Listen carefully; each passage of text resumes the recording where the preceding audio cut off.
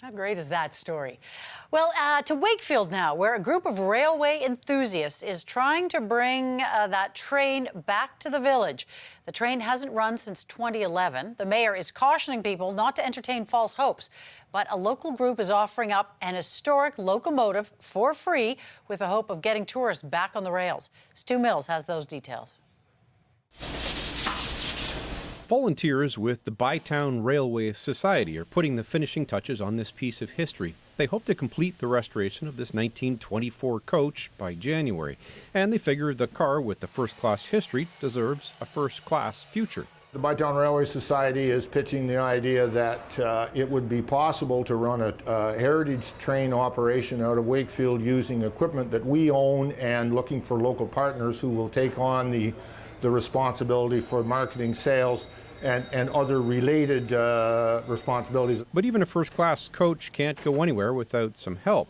This is the cherry on top of the Bytown Railway Association's offer. Engine number 10, free of charge.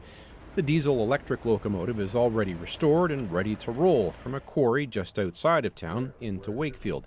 It looks good, and it's loaded with history. Oh, yes. This is Doug Simpson. I'm going to say 10 years ago, I went to the museum here one weekend, and I seen it sitting up there, TNVR number 10. The idea of putting number 10 into service in Wakefield has this 93-year-old walking down memory lane.